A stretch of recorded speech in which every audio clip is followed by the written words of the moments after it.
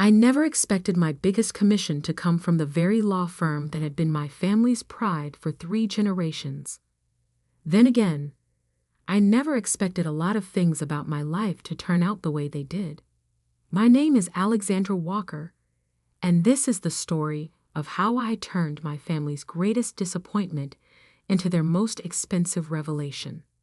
I still remember the exact moment my father's disapproval of my art became something more than just passing comments. I was 17, standing in our living room, surrounded by my portfolio pieces for art school applications. Each canvas represented hundreds of hours of work, dreams captured in oil and acrylic. "What is this?" Dad's voice cut through the quiet afternoon. He stood in the doorway, his lawyer's briefcase still in hand, staring at my artwork with the same expression he usually reserved for opposing counsel's weak arguments. "My portfolio," I said, trying to keep my voice steady, "for the art school applications we talked about." He set his briefcase down with deliberate slowness. "No, we discussed you applying to law school, following the family tradition. Walker and Associates isn't going to run itself when I retire." I gestured to a portrait I'd done of our elderly neighbor, Mrs. Patterson. The piece had won a state competition, capturing not just her features, but the wisdom and warmth in her eyes. "But look at what I can do. This isn't just a hobby anymore, Dad. I'm good at this." "Good." He picked up one of my acceptance letters. "The Art Institute of Chicago? Do you know what their graduates earn compared to Harvard Law? This isn't just about you anymore, Alexandra. This is about legacy." My mother appeared in the doorway then, her social smile firmly in place. "Perhaps we should discuss this over dinner? I'd made your favorite, dear." She always did this, trying to smooth over the cracks in our family with food and forced pleasantries. "There's nothing to discuss," Dad said, dropping the acceptance letter onto my carefully arranged portfolio. "No daughter of mine is going to waste her life playing with paints when she could be continuing the Walker legacy." End of discussion. But it wasn't the end. Not really. It was just the beginning of a very long war. I did what any desperate 18-year-old would do. I applied for student loans and scholarships behind my parents' backs. When the acceptance package came from the Art Institute with a partial scholarship, I packed my bags in the middle of the night. The note I left was simple. "I have to follow my own path. I'm sorry it's not the one you chose for me." Dad's response came via text. "Don't expect any support from us. Art won't pay bills." Those words would echo in my head for years to come, through countless ramen dinners and shared apartments with 3 other struggling artists, through gallery rejections and late-night shifts at coffee shops. Through every moment I doubted myself, but never quite enough to quit. What my family didn't know, what they never bothered to find out, was that I wasn't just painting. I was innovating. While they imagined me doodling in a sketchbook, I was pioneering new techniques in digital art integration with traditional media. While they assumed I was failing, I was building a reputation in the high-end portrait world for creating pieces that captured not just appearances, but essences. My breakthrough came 3 years after graduation, when a tech billionaire commissioned me to paint his wife. The portrait incorporated augmented reality elements that revealed different aspects of the painting under specific lighting conditions.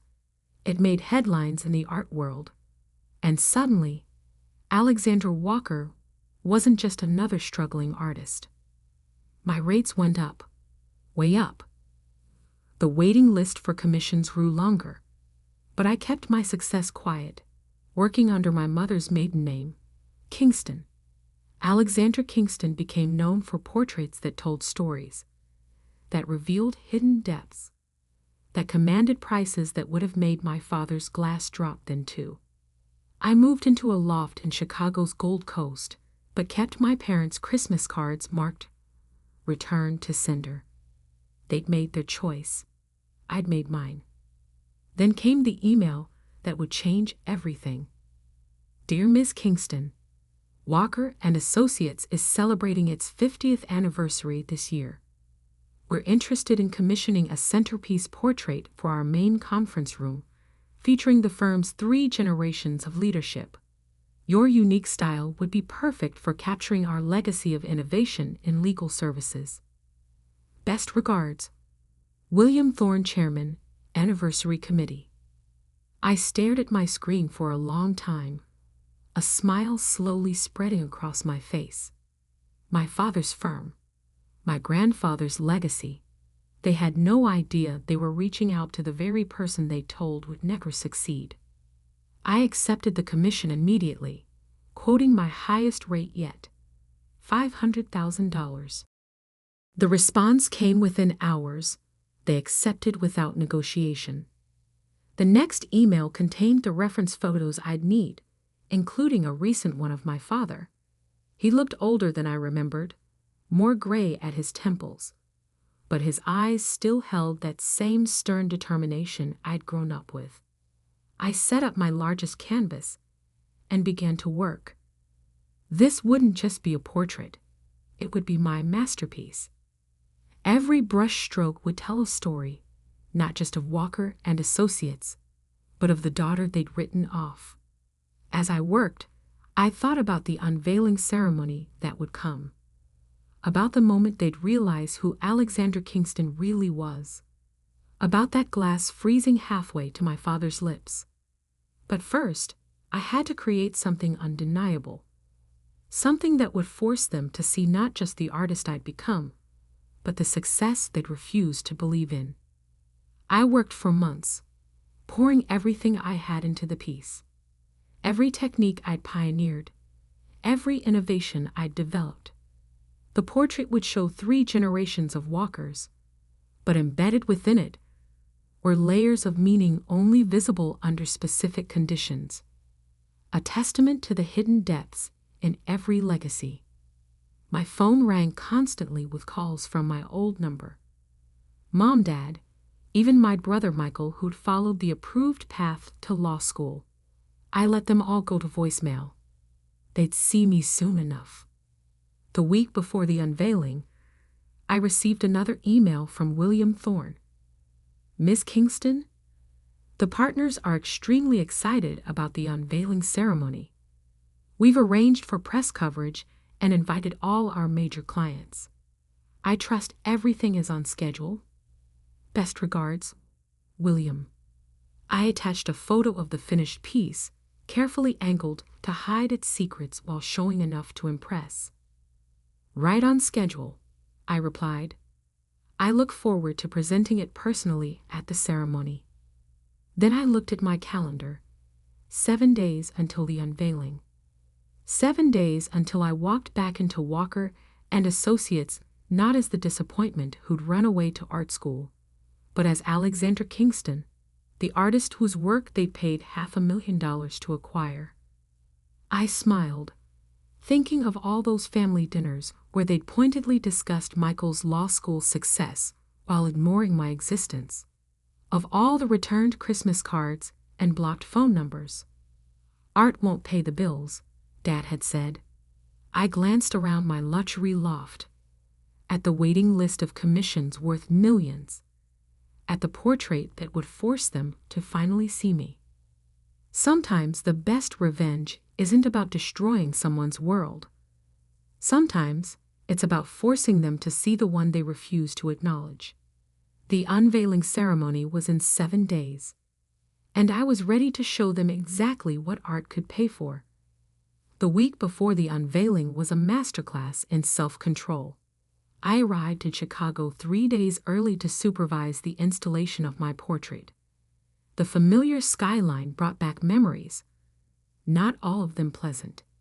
As my cab passed the towering glass building of Walker and Associates, I thought about the last time I'd been here, 10 years ago.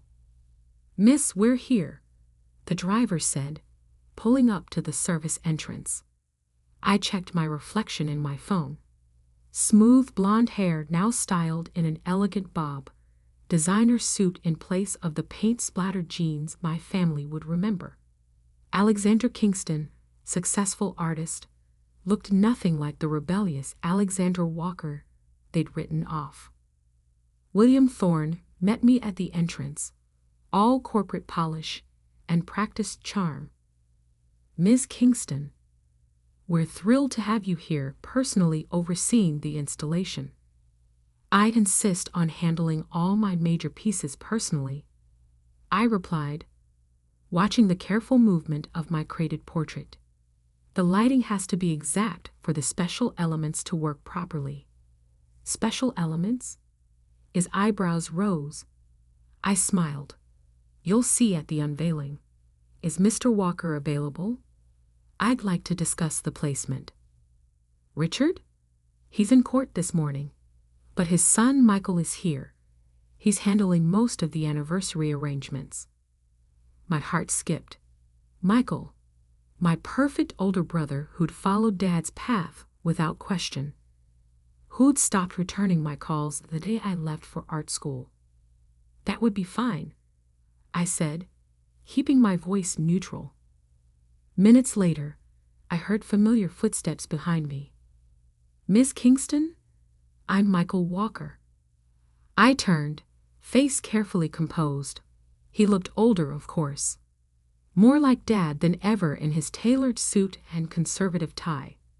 There was no recognition in his eyes as he extended his hand.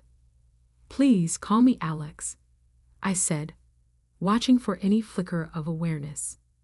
Nothing. 10 years and a different last name were better than any disguise. "Alex, then. I've seen your previous work. Very impressive. Though I admit, I don't know much about art." "No." I couldn't resist. "Not even the basics? No frustrated artist siblings to educate you?" He stiffened slightly. "I had a sister who dabbled, but she chose a different path." "How unfortunate," I said, turning back to direct the installation crew. Family support can make all the difference in an artist's career. The portrait was carefully uncrated, still wrapped in protective covering. Michael tried to peek underneath, but I stopped him. "The full reveal is part of the presentation, Mr. Walker. Even the installation crew won't see it until it's properly lit." He frowned. "Dad's going to want to approve it before. Your father approved the commission sketches." I cut in smoothly. "The contract is quite clear about the unveiling terms. Unless there's a problem with my reputation." "No, of course not," he backpedaled. "It's just, Dad can be particular." "So I've heard." I checked my phone. "If you'll excuse me, I need to supervise the lighting installation." The next 2 days were a dance of near misses and careful timing. I coordinated with the technical team to install the specialized lighting that would reveal the portrait's hidden layers. Every time I heard my father's voice in the hallway, I found a reason to be elsewhere. Then, the day before the unveiling, my mother appeared. I was checking the final lighting adjustments when I heard her familiar perfume before I saw her. "Oh, you must be Miss Kingston. I'm Margaret Walker."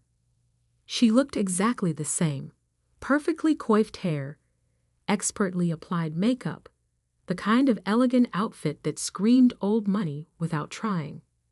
Her smile was the same one she'd worn the day I left, when she'd said nothing to stop me or support me. "Mrs. Walker," I nodded, not quite meeting her eyes. "I was just finishing up here." I couldn't help but notice. She gestured to the covered portrait. "Will we get a preview?" Richard is quite excited about the commission, though he'd never admit it. "The unveiling is tomorrow," I said. "Everything has to be perfect." She stepped closer, lowering her voice. "You know, I had a daughter who was an artist, or wanted to be. I sometimes wonder if she succeeded. I finished, my heart pounding. Have you tried finding out?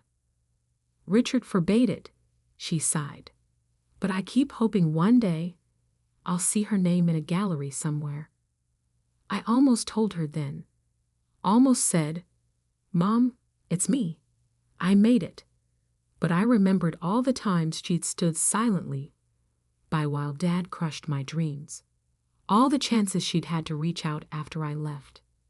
Perhaps she's closer than you think, I said instead, gathering my things. Excuse me, I have a meeting with the technical team. That night, in my hotel room, I looked at my phone. Dozens of missed calls from the family over the years. Countless unopened emails. One last chance to warn them, to soften the blow that was coming. I deleted them all. The morning of the unveiling dawned clear and bright. I arrived early, checking every detail one final time. The portrait was perfect. 3 generations of Walkers captured in oil and light, with layers of truth waiting to be revealed. The guest list read like a who's who of Chicago legal society.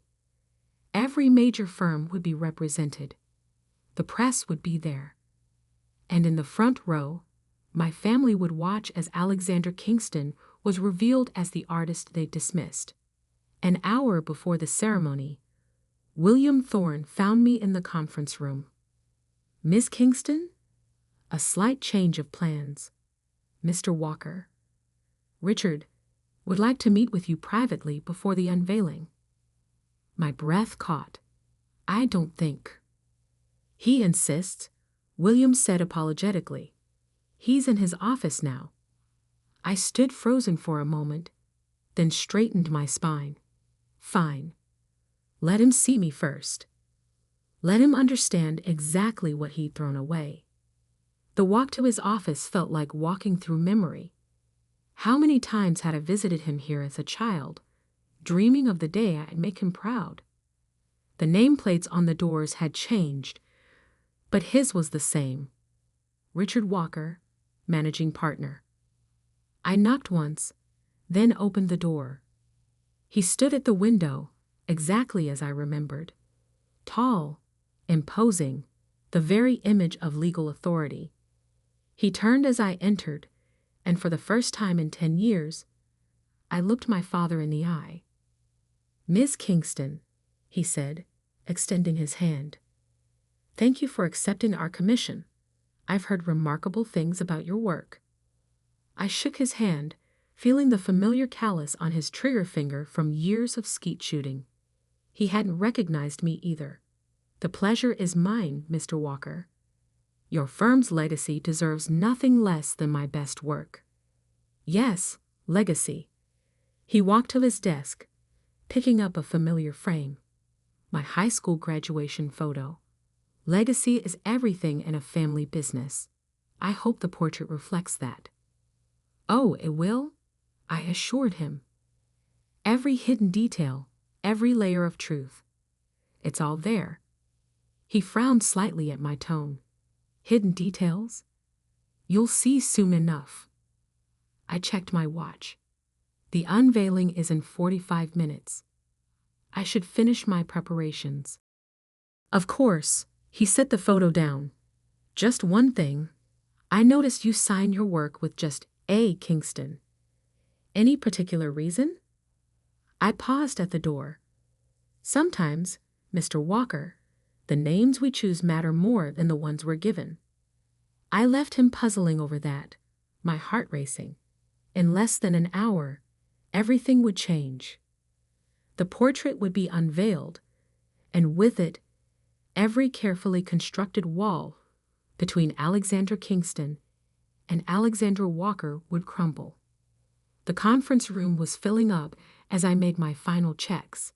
I saw Michael in the front row, next to his wife, someone I'd never met. Mom sat beside them, nervously smoothing her skirt. Dad entered last, taking his place of honor. William Thorne approached the podium. Ladies and gentlemen, distinguished guests. Welcome to the unveiling of Walker and Associates' 50th anniversary portrait, commissioned from the renowned artist Alexander Kingston. I stood to the side, remote control in hand, waiting for my cue. One button would activate the special lighting. One button would reveal every hidden truth I'd painted into this piece. One button would show them exactly who Alexander Kingston really was. The moment of revelation was finally here. William Thorne's voice filled the packed conference room. And now, it gives me great pleasure to introduce the artist herself, Alexandra Kingston. The spotlight found me as I walked to the podium, aware of every eye in the room. My father sat in the front row, that familiar look of polite interest on his face, the same expression he'd worn at countless school art shows before dismissing my work. "Thank you, Mr. Thorne," I began, my voice steady. "Art has a unique power to reveal truth. Not just what we see on the surface, but the layers beneath, the stories we tell, and the ones we hide." I pressed the first button on my remote. The lights dimmed, and a soft glow illuminated the covered portrait. This portrait uses a technique I developed called revelation lighting. Different spectrums reveal different layers of truth within the painting. What seems obvious at first glance might hide something deeper. My mother leaned forward, intrigued. Michael checked his phone. Dad maintained his professional smile. Before we unveil the portrait, I continued, "I'd like to share a story. A story about legacy, about family, and about the price of following your dreams." I saw my father's smile fade slightly. Good. 10 years ago, a young artist left home to pursue her passion. Her family, especially her father, told her she was throwing her life away. That art wouldn't pay the bills. That she was betraying her legacy. Dad's posture stiffened. Michael's phone lowered slowly. That artist spent years developing new techniques, pushing boundaries, making a name for herself. A name that wasn't the one she was born with, but one she chose. One that would command $500,000 for a single portrait. Mom's hand flew to her mouth. Recognition flickered in her eyes. Today, that artist stands before you, hired by the very law firm that was supposed to be her destiny. Hired by the father who said she'd never succeed. I pressed the second button. The cover dropped from the portrait. Gasps filled the room. The painting was magnificent. 3 generations of Walker men captured in perfect detail.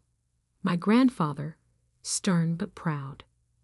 My father, commanding the center. Michael, representing the future. But as the specialized lights shifted, new layers emerged.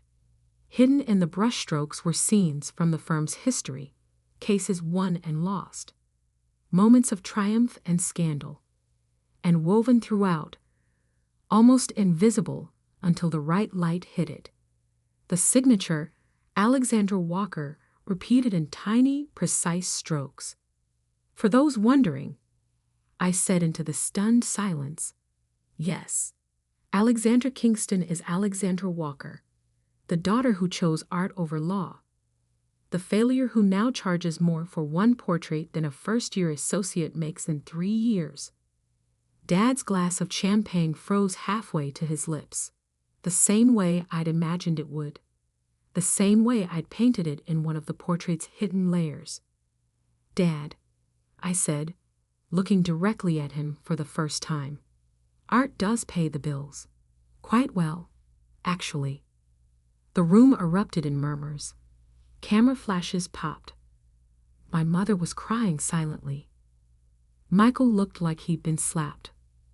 "The portrait you commissioned," I continued, pressing the final button, "shows more than just 3 generations of lawyers. Watch." The lighting shifted again, revealing the final layer. In the background, barely visible but unmistakable, was a young girl sitting in my father's office, drawing while he worked. Me, at age 7, already knowing what I wanted to be. Legacy isn't just about following in someone's footsteps. Sometimes it's about blazing your own trail, about proving that success doesn't look the same for everyone. I stepped away from the podium. The portrait is yours, Walker and Associates. Every layer, every truth, every secret. Consider it my contribution to the family legacy. The applause was thunderous, led by William Thorne, who clearly appreciated good theater. Reporters rushed forward with questions. Clients crowded around the portrait, marveling at the hidden details. Through it all, my father sat motionless, the champagne glass still suspended. Finally, he stood. The room quieted as he walked toward me. 10 years of silence stretched between us. "The girl in the portrait," he said hoarsely. "In my office. I remember that day. You let me sit and draw while you worked," I said. "It's one of my favorite memories." I was wrong. The words seemed to cost him physically. "About all of it. About you." "I know. The portrait, it's extraordinary. Like nothing I've ever seen." That was the point. He reached out, hesitated, then pulled me into a rough hug. "I'm sorry," he whispered. "I'm so damn sorry." Over his shoulder, I saw Mom approaching, tears streaming down her face. Michael stood awkwardly behind her, clutching his phone like a shield. "Perhaps," I said, stepping back from Dad's embrace, "we could discuss this over dinner. I know a place. The owner commissioned a piece from me last year. We won't need reservations." Dad laughed, a rough sound with tears at the edges. "I'd like that. All of us?" I looked at my family. Really looked at them. Mom's hopeful smile. Michael's uncertain fidgeting. Dad's proud eyes, finally seeing me clearly.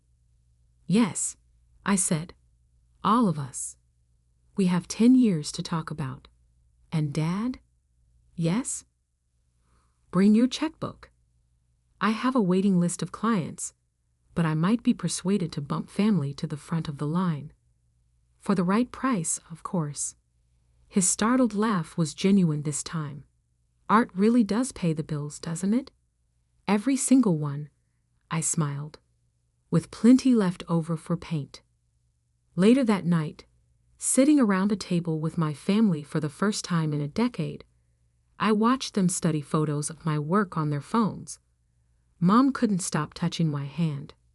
Michael asked genuine questions about my techniques. Dad kept shaking his head in wonder. The portrait would hang in Walker and Associates' conference room, its hidden layers revealing new truths to anyone who knew how to look. But the real masterpiece wasn't on that wall.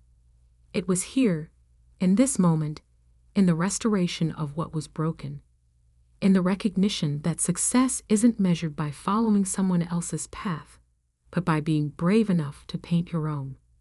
I raised my glass. "To legacy," I said. "To art," Dad replied, his eyes shining. Sometimes the best revenge isn't revenge at all. Sometimes it's showing them exactly who you've become and giving them the chance to see it through new eyes. After all, every masterpiece deserves the right light to be seen in. Success has a way of silencing laughter. One minute you're sitting at your family's Thanksgiving table, enduring their mockery of your dreams, and the next you're signing million-dollar contracts while they scramble to understand how they got it so wrong.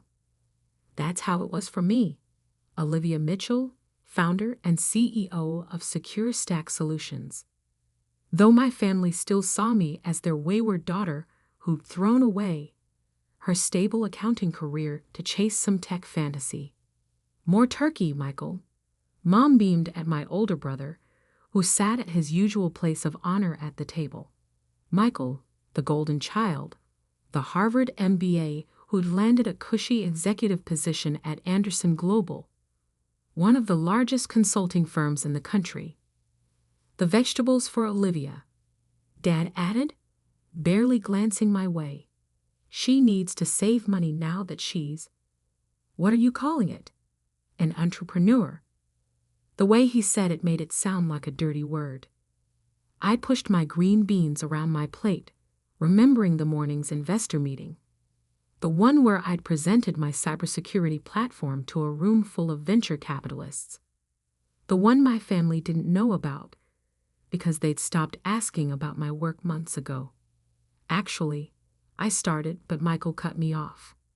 "Speaking of work," he announced, straightening his designer tie, "I've just been promoted to Senior Vice President of Strategic Operations." Mom clasped her hands together in delight. Dad's chest puffed with pride. Even my younger sister Emma, usually absorbed in her phone, looked up with interest. "That's wonderful, honey," Mom gushed. "Tell us everything." I sat back, my own news dying on my lips as Michael launched into a detailed account of his latest corporate triumph. The corner office with a view of the city. The team of 20 people under his command. The 6-figure bonus. "Now that's a real career," Dad said pointedly. "Not some pipe dream about computer programs." "They're advanced cybersecurity protocols," I corrected automatically. "And the market need is—" "Oh, honey," Mom interrupted, her voice dripping with false concern. "Are you still pursuing that hobby? I thought you'd have gone back to accounting by now." Michael smirked. "Playing businesswoman again? Liv? How cute." The condescension in his voice made my blood boil. If they only knew what I'd been building over the past 18 months. The late nights coding. The endless pitch meetings. The breakthrough when I'd finally cracked the encryption algorithm that made my security platform unique. "It's not a hobby," I said firmly. "SecureStack is a real company. We're actually about to—" "Remember when she wanted to be an astronaut?" Emma piped up, giggling. "At least this phase is less dangerous." The table erupted in laughter. Even Aunt Patricia, who'd been quietly working on her 3rd glass of wine, joined in. "I think it's important to support Olivia's creativity," Michael said magnanimously. "Not everyone is cut out for the corporate world. Some people need to learn the hard way." I gripped my fork tighter, thinking of the term sheet sitting in my bag. The one with 7 zeros on it. The one that would change everything. But looking at their laughing faces, I realized something important. I didn't want to tell them. Not yet. Let them laugh. Let them dismiss me. Let them think whatever they wanted. Because in less than 24 hours, I was going to sign the biggest deal of my life. I forced a smile and reached for the green beans. "You're right, Michael. Some people do need to learn the hard way." The next morning, I sat in my small but growing office in downtown's tech district. The space wasn't much, just 2 floors in a converted warehouse, but it was mine. The exposed brick walls were covered in whiteboards filled with code. The open workspace hummed with the energy of my small but brilliant team. "Morning, boss," called out Jake, my first hire and lead developer. He was already at his standing desk, 3 empty Red Bulls testament to another early start. "Big day," I replied, trying to keep my voice steady. Maria, my COO, appeared at my elbow with a steaming cup of coffee and a stack of papers. "The lawyers have reviewed everything. The terms are solid." I took a deep breath, remembering the mockery at yesterday's dinner. If my family could see me now, about to close a Series A funding round that would value SecureStack at $50 million. But they couldn't see me. Not yet, because the best revenge isn't telling people how wrong they were, it's showing them. My phone buzzed. A text from Michael. Hope you're not too discouraged after last night. I know a few entry-level positions at Anderson if you're ready to get serious. I was about to respond when another message came through. This one from Atlas Ventures. In lobby. Ready when you are. I slipped my phone into my pocket without replying to Michael. Let him think I was discouraged. Let him think I was failing. The truth would hit him hard enough soon. Maria, I called out, straightening my jacket. Let's go make some history. As I walked into the conference room where 3 of the biggest venture capitalists in tech were waiting, I couldn't help but smile. My family thought I was playing businesswoman. Well, game on. The Atlas Ventures meeting changed everything. 50 million? Jake whispered as we left the conference room, the signed term sheet safely in my bag. We're worth $50 million. No, I corrected him, unable to keep the smile off my face. We're worth $50 million on paper.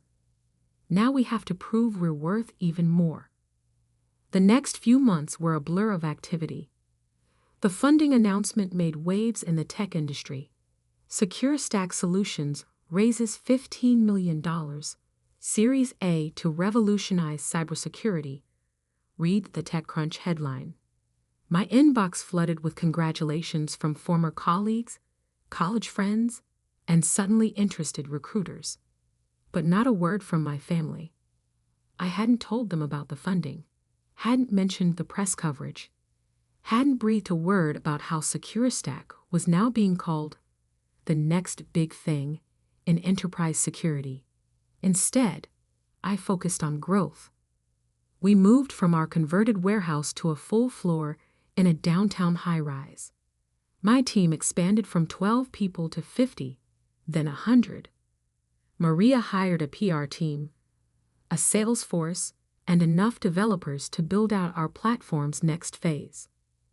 We need a chief technology officer, she announced one morning, dropping a stack of resumes on my desk. Someone with serious enterprise experience. I flipped through the candidates. Former Google engineers, Amazon architects, a whole parade of impressive names. But one caught my eye. David Anderson, current head of security at Anderson Global Consulting. My brother's company. Interesting timing, Maria said, watching my expression. Did you see the news about Anderson Global's data breach? I hadn't. A quick search pulled up the headlines from the previous day. Major consulting firm suffers security breach. Client data compromised. Their whole system was exposed, Maria continued. They're scrambling to contain the damage. Rumor has it heads are rolling. I thought of Michael, Mr. Senior Vice President of Strategic Operations, probably in crisis mode right now. For a moment, I felt a twinge of sympathy. Then I remembered Thanksgiving. Set up an interview with David, I decided. And Maria? Put Anderson Global on our prospect list. Something tells me they might be in the market for better security soon. 2 weeks later, David Anderson sat in my office, looking both impressed and slightly uncomfortable. I have to admit, he said, adjusting his tie, I was surprised to get the call. SecureStack's reputation in the industry is remarkable, especially given how young the company is. We move fast, I replied, unlike some larger, more traditional firms. He winced. About Anderson Global. You've heard about the breach? I have. Sounds serious. It's worse than they're admitting publicly. The existing security infrastructure is outdated. Management refused to invest in upgrades, and now, he trailed off. Let's just say, I'm not the only one looking for new opportunities. I leaned forward. What if I offered you not just an opportunity, but a chance at redemption? Help us build something better. Something that could have prevented what happened at Anderson Global. David's eyes lit up.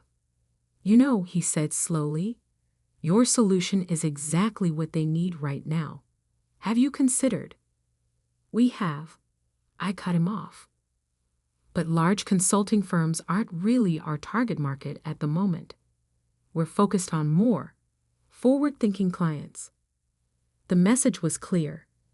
If Anderson Global wanted Secure Stack's help, they'd have to come begging. David joined us the following week. Under his leadership, our technology team doubled in size. We landed contracts with 3 Fortune 500 companies. Our valuation climbed to $200 million. Still, I said nothing to my family. Mom called occasionally, always with the same concerned tone. Olivia, honey, are you still doing that computer thing? You know, Michael's company is always hiring. I'm fine, Mom, I'd say, sitting in my corner office overlooking the city. The same view Michael had bragged about, just 10 floors higher. Then came the call I'd been waiting for. Ms. Mitchell? My assistant's voice crackled over the intercom. There's someone from Anderson Global Consulting on line 1. They're requesting an urgent meeting. I glanced at the business news on my second monitor. Anderson Global's stock had dropped 30% since the breach. Clients were leaving. The board was asking questions. Who from Anderson Global? I asked, though I already knew. A Mr. Michael Mitchell, Senior Vice President of Strategic Operations.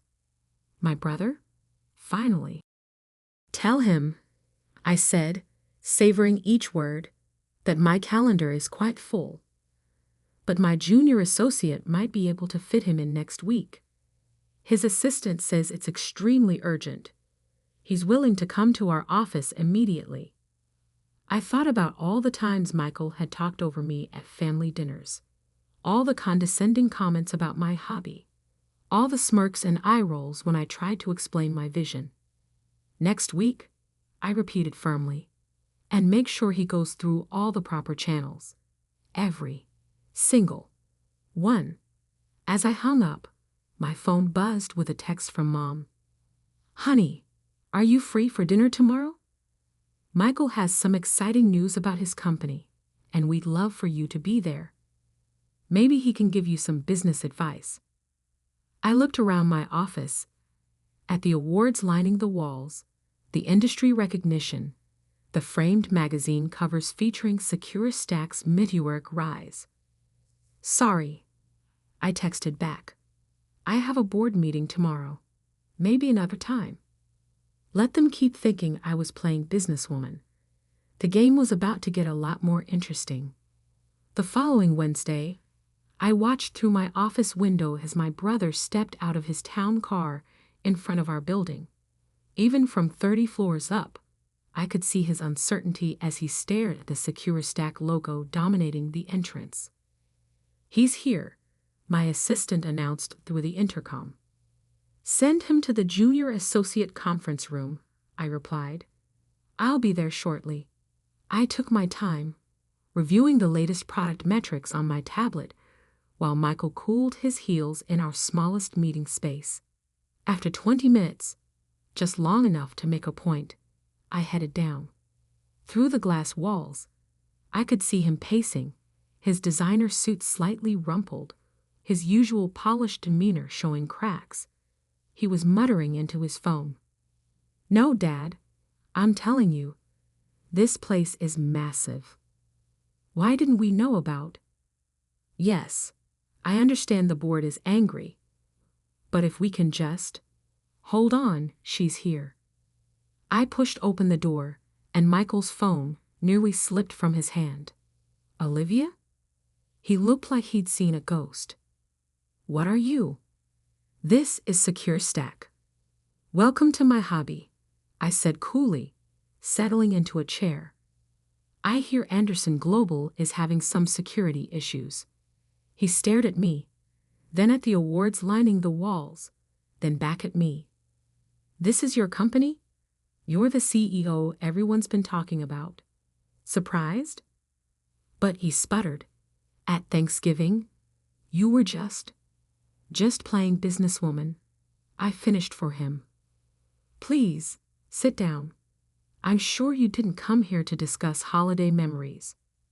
Michael sank into a chair, his world visibly rearranging itself. The breach, he said finally. It's worse than we thought. We're losing clients daily. The board is threatening to clean house. We need the best security solution on the market, I supplied. Which, as it happens, we provide, for the right price. Name it, he said immediately. Whatever you want. The board has authorized. I held up a hand. First, I want to know something. Why did Anderson Global ignore all the warning signs? David told me your security infrastructure was outdated years ago. Michael's face flushed. You hired David? Look, it was a budget issue. I argued for upgrades, but... No, I cut him off. You didn't. I've seen the board minutes. You voted against the security budget increase 3 times in the past year. Called it, what was the phrase? Unnecessary tech spending. He deflated. How did you? I do my homework, Michael. Always have. Even when you were too busy mocking my dreams to notice. The silence stretched between us, heavy with years of dismissal and condescension. I'm sorry, he said finally. We were wrong. I was wrong. Yes, you were. I opened my tablet and pulled up a contract. Our standard enterprise package starts at $2 million annually. Given the scope of Anderson Global's needs, we're looking at closer to $5 million, plus implementation costs. Michael's eyes widened at the numbers, but he nodded. That's fine. When can you start? Oh, I won't be handling your account personally, I smiled. As I said, you'll be working with one of our junior associates.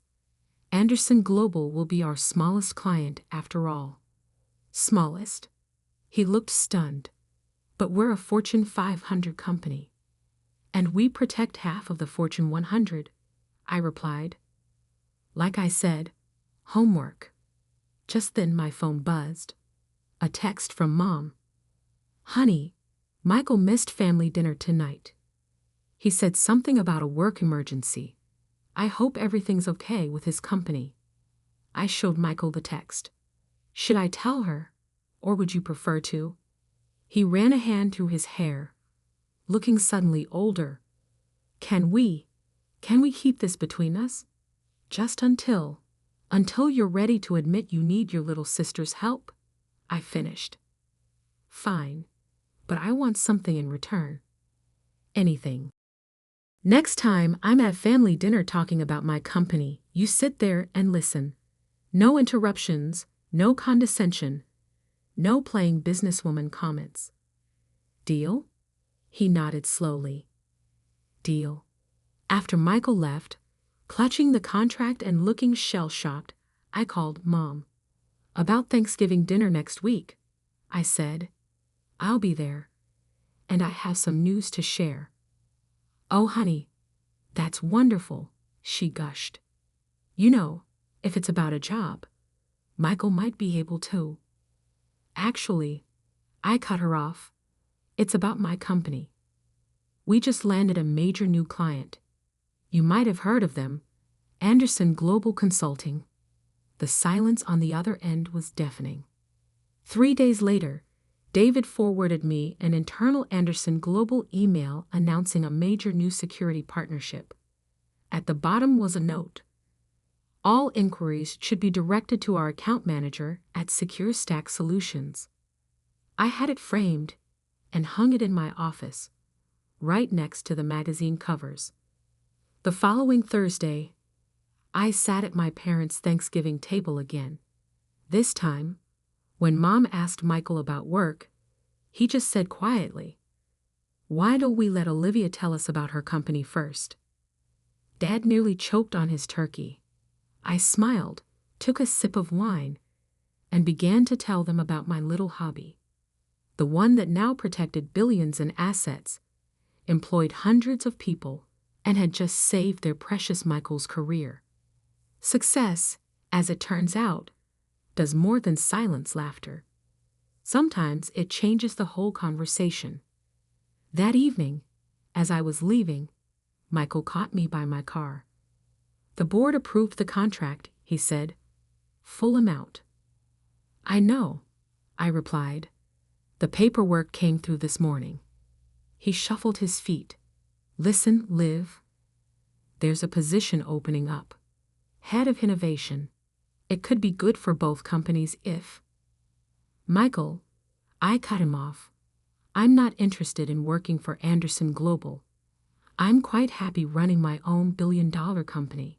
His eyes widened. "Billion? Did I forget to mention?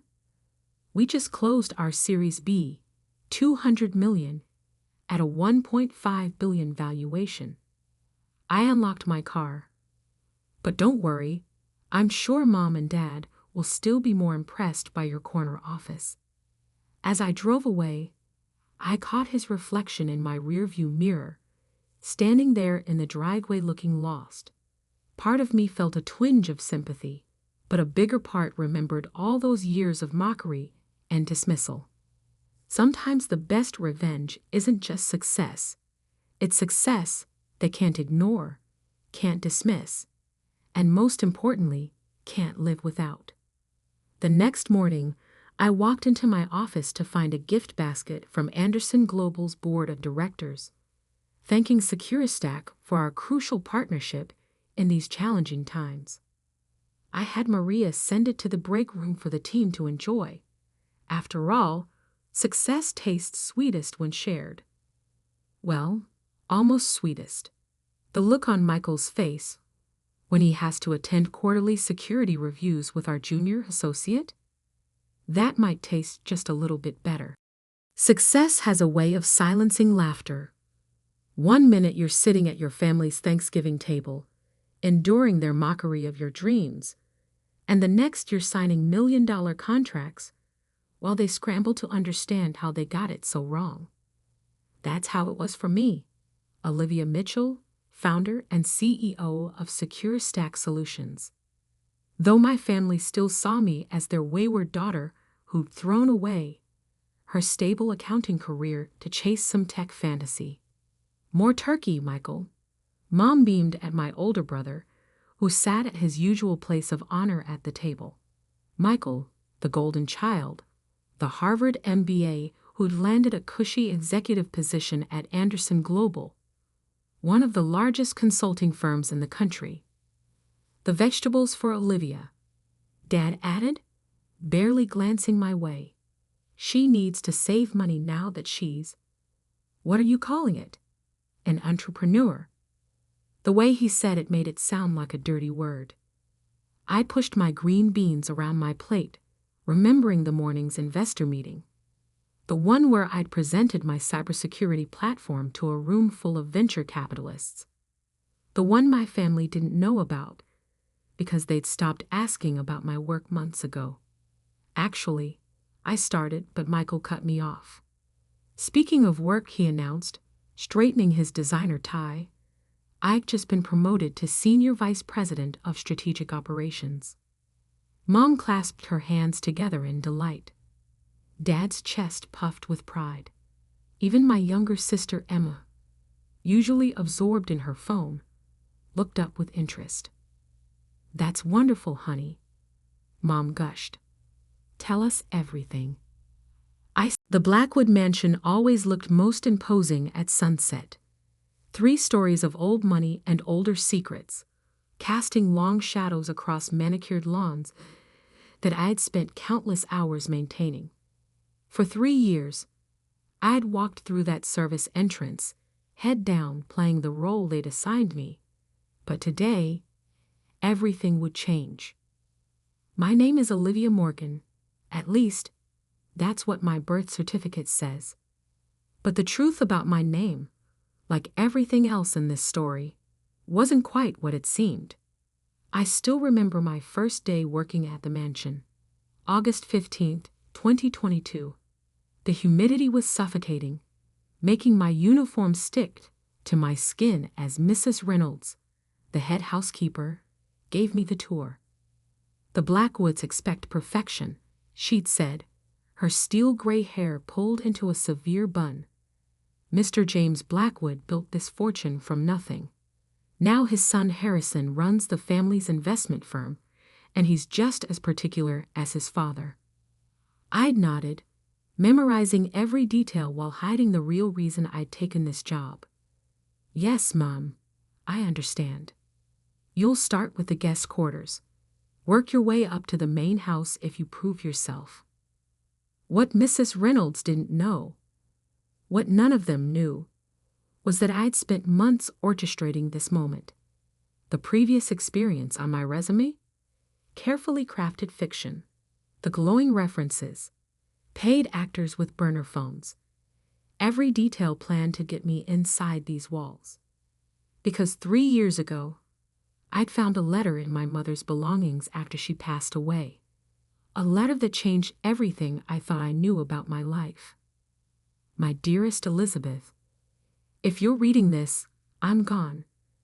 There's something you need to know about your daughter Olivia. She isn't just your child. She's a Blackwood. James is her father, though he never knew. I was young, working as his secretary before he married Margaret.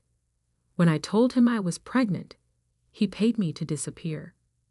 I've enclosed his letters, the photos, everything. Olivia deserves to know her true heritage. More than that, she deserves her share of what's rightfully hers. Love, Mom. That letter sent me down a rabbit hole of research. James Blackwood, the family patriarch, had died 6 months before I found it. His son Harrison had taken over everything.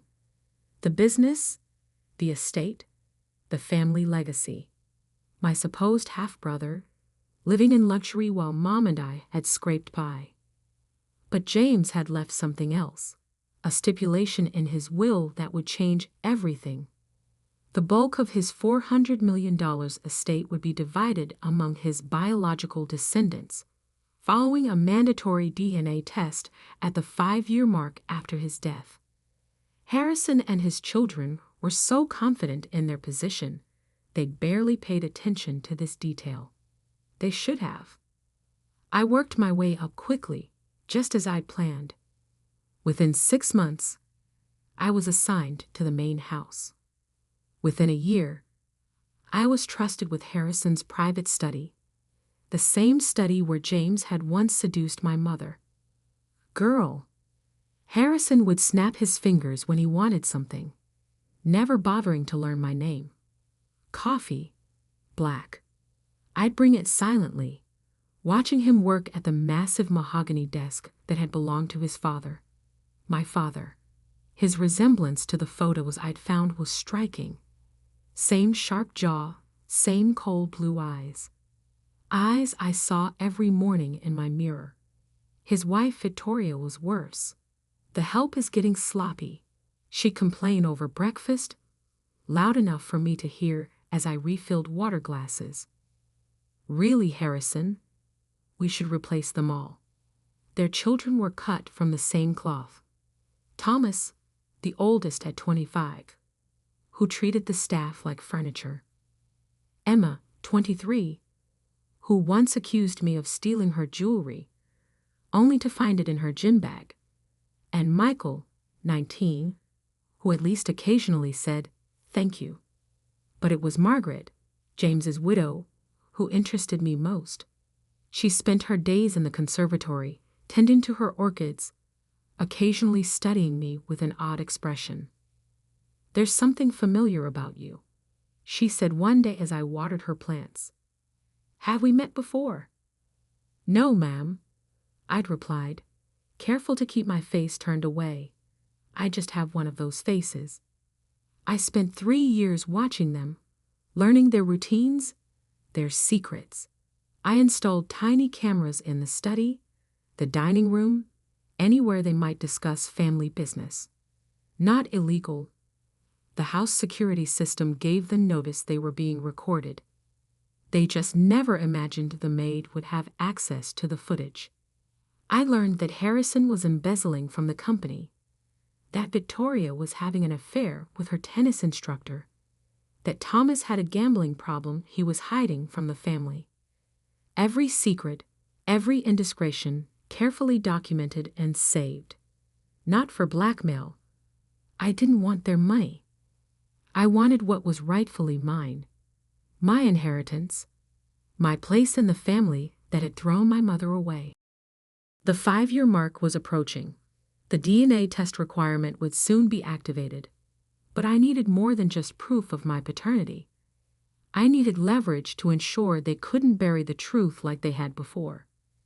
Then came the moment that changed everything. I was cleaning Harrison's study when I found a letter from James's old lawyer, dated just before his death. Harrison, your father made a deathbed confession. There may be another heir. A girl, born to a former secretary. He wouldn't give me details, but he was clear. If she exists, she's entitled to an equal share. The DNA requirement in the will isn't just a formality. Handle this carefully, Charles. Harrison had known there might be another heir, and chosen to hide it. The security camera caught his reaction when he discovered the letter missing, the rage, the fear, the frantic phone calls. That's when I knew it was time. Time to stop playing the invisible maid. Time to show them exactly who had been serving their coffee and cleaning their rooms for 3 years. I scheduled my revelation for the annual family meeting, where they gathered to discuss the estate. 5 years after James's death, when the DNA requirement would be triggered, when they'd be forced to face the truth they'd tried to bury. As I laid out the coffee service that morning, Harrison gave me his usual dismissive glance. Use the back door when you're done. We have important family business to discuss. I smiled, touching the envelope in my pocket. Of course, sir. I wouldn't want to intrude on family business. If only he knew just how important this family business would be. The morning of the family meeting dawned clear and cold. I arrived at the mansion an hour earlier than usual, my real clothes hidden under my maid's uniform, the envelope secure in my bag. Today's performance had to be perfect. The security cameras were my first priority. I'd spent months ensuring I had access to every feed, every angle. Today they would be my witnesses, recording every reaction, every word. Evidence that couldn't be denied or buried. Olivia. Mrs. Reynolds called as I entered through the service door. The families requested a full breakfast service in the main dining room. Get started on that right away. Yes, Mom. I headed to the kitchen, where I'd prepared everything the night before. Fresh pastries, fruit platters, coffee service, all arranged with meticulous care. Each cup, each plate, positioned for maximum impact when the moment came. As I worked, I could hear them arriving. Harrison's heavy footsteps in his study, Victoria's heels clicking on marble floors, Thomas shuffling in late, probably nursing a hangover from another night of secret gambling. Emma's voice, shrill with some new complaint. Michael's quiet presence, always in the background. Margaret arrived last, as always. She paused in the dining room doorway, watching me arrange flowers on the table. Those aren't the usual arrangements. No, ma'am, I said, adjusting a white lily. I thought today deserved something special. She studied me with that same puzzled look she'd worn for months. You remind me so much of someone. I just can't place who. If only she knew she was looking at a ghost from her husband's past. The family gathered slowly, taking their usual seats around the massive dining table. Harrison at the head, naturally. Victoria to his right. Margaret to his left. The children arranged by age down the sides, like a royal court holding audience. I moved silently among them, pouring coffee, offering pastries. Each time I approached Harrison, I noticed him shift slightly away, as if my mere presence might contaminate him. The DNA testing requirement activates today, Harrison announced, scanning some papers. Mere formality, of course. Charles has arranged for the testing to be done next week. Once that's complete, we can finally put this ridiculous clause behind us and proceed with distributing the estate properly. Victoria sipped her coffee. I still don't understand why James insisted on this, questioning his own grandchildren's legitimacy. Father had become paranoid near the end, Harrison said carefully. I noticed his eyes dart to the letter in front of him, the one warning about another potential heir. Best to humor his wishes and be done with it. I glanced at the ornate clock on the wall. 9:45 a.m. Almost time. Girl, Harrison snapped his fingers at me. More coffee, then see yourself out. We have private matters to discuss. I lifted the coffee pot. Of course, sir. Though perhaps I should stay. This does concern me, after all. The room went silent. Harrison's head snapped up. Excuse me. I set the coffee pot down carefully. The DNA testing. I believe I mentioned in my employment paperwork that my legal name is Olivia Morgan. But that's not my whole name, is it, brother? Victoria's coffee cup clattered against its saucer. Margaret's hand flew to her throat. Harrison's face turned an interesting shade of red. How dare you? He sputtered. Security. Remove this person immediately. I wouldn't, I said calmly, reaching into my bag. Not before you see what's in this envelope, and not before the security cameras record exactly how you handled this family matter. I pulled out my mother's letter first, smoothing it on the table. Perhaps we should start with this. A letter from my mother, Elizabeth Morgan, detailing her relationship with James Blackwood. The dates match perfectly with his business trips to Chicago in 1995. There are photos, too. Quite compelling ones. Margaret had gone pale, her hands trembling. Elizabeth, James's secretary. The one who disappeared suddenly. I smiled. Not disappeared. Paid to leave. To keep quiet about the baby she was carrying. Me. Harrison stood so quickly his chair toppled backward. This is absurd. A cheap attempt at extortion. Security. The cameras are recording, Harrison. I reminded him. Every word, every reaction. Just like they've been recording for 3 years. Your private conversations, your phone calls, including the ones about that letter you tried to hide. I produced a copy of the lawyer's letter next. The one warning you about another heir. About father's deathbed confession. You knew I might exist. Chose to hide it. The cameras caught your reaction when you realized it was missing from your study. Thomas was staring at his father. Dad, what's she talking about? Nothing. Harrison roared. This is ridiculous. You expect us to believe some maid is secretly a Blackwood. I reached for my top button, slowly undoing my uniform. Underneath, I wore a crisp business suit, the exact shade of blue Harrison favored. No, I expect the DNA test to prove it. That's why I spent 3 years gathering evidence. Watching. Waiting. Making sure you couldn't bury the truth again. I turned to Margaret, who hadn't taken her eyes off my face. You said I reminded you of someone. Look closer. I have his eyes, don't I? James's eyes. The ones Harrison inherited too. The silence in the room was deafening.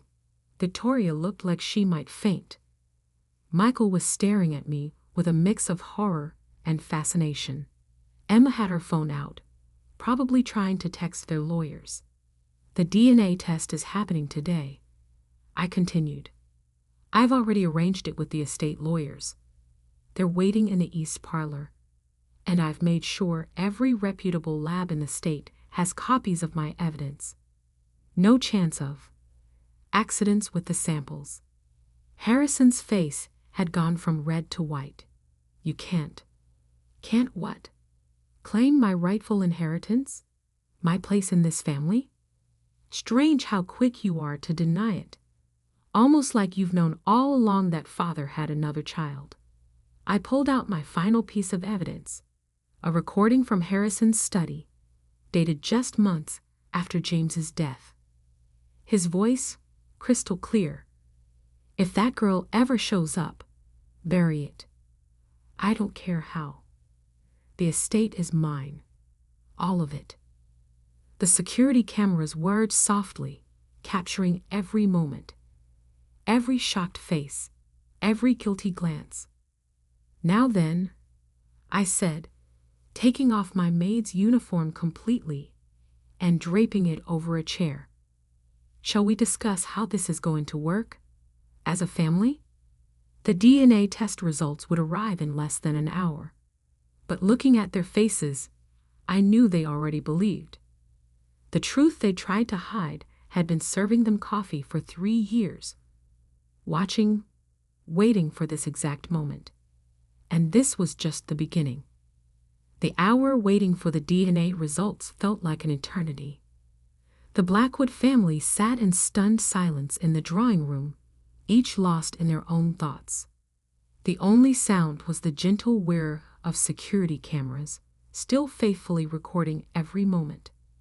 Harrison paced by the window, phone pressed to his ear as he argued with the family lawyers.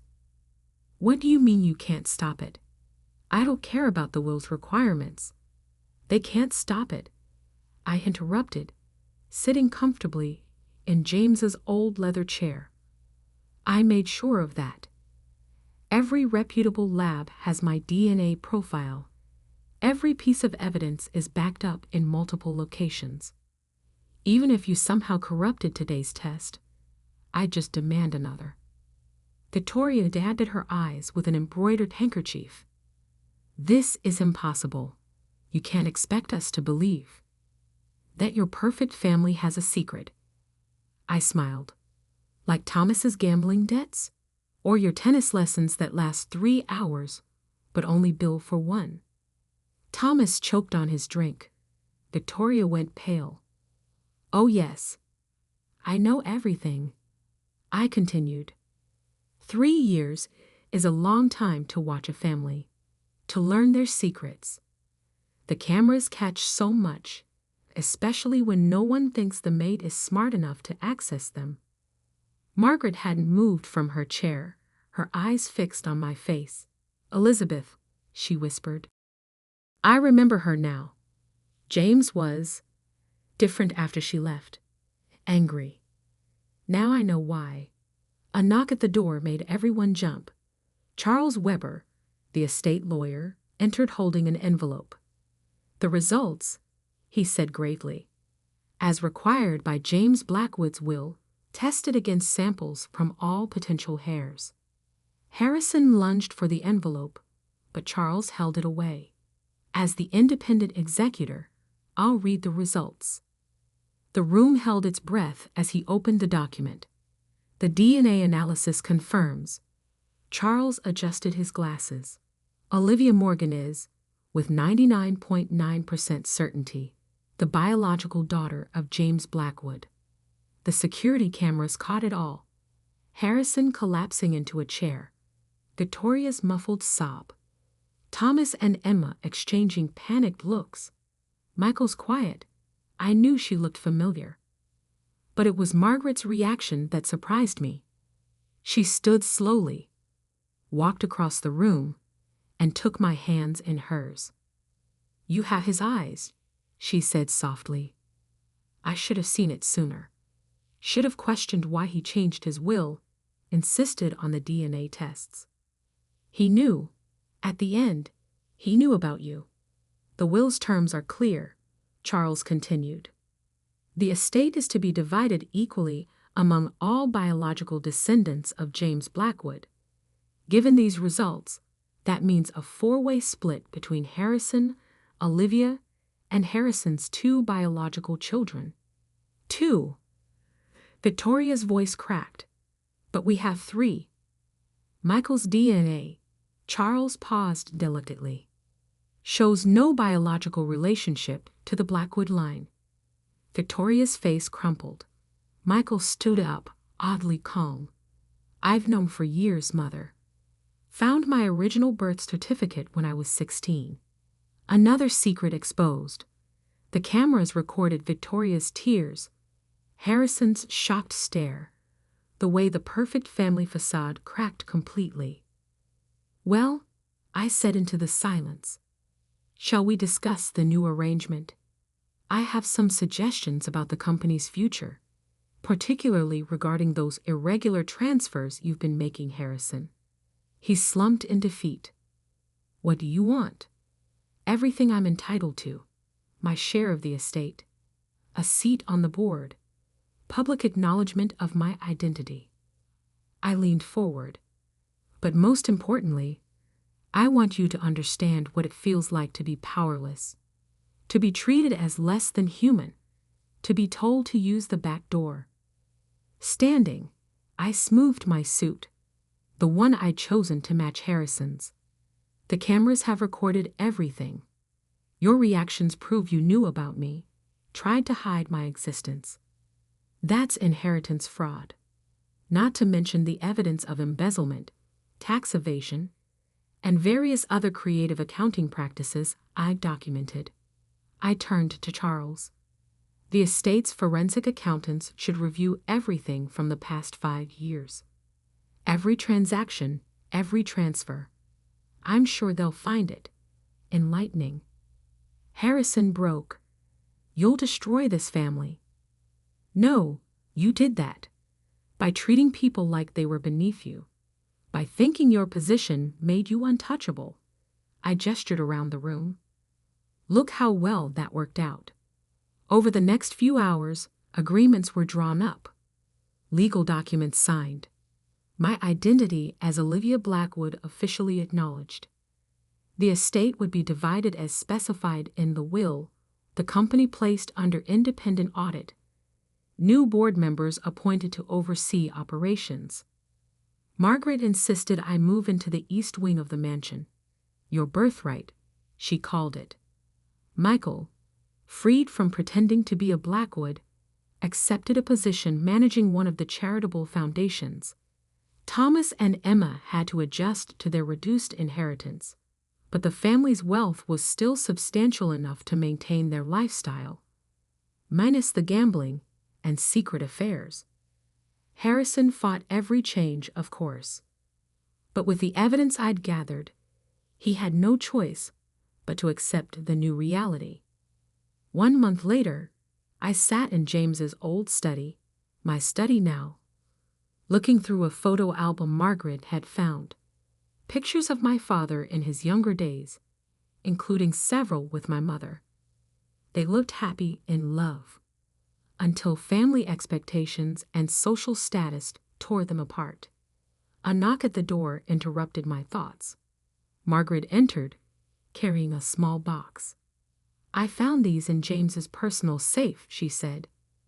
Letters from your mother. He kept them all. And this. She handed me an envelope, yellow with age. A letter he wrote to you, never sent. With trembling hands, I opened it. My dearest daughter, by the time you read this, if you ever do, I'll be gone. I was a coward, choosing family reputation over love, over you. The DNA requirement in my will is my attempt at making things right. A chance for you to claim your place in this family, if you're half as clever as your mother. I hope someday you'll understand, even if you can't forgive. Your father, James. A tear splashed onto the paper. Not sad, exactly. Not happy either. just understanding. The staff entrance has been renovated, Margaret said quietly. No more back door.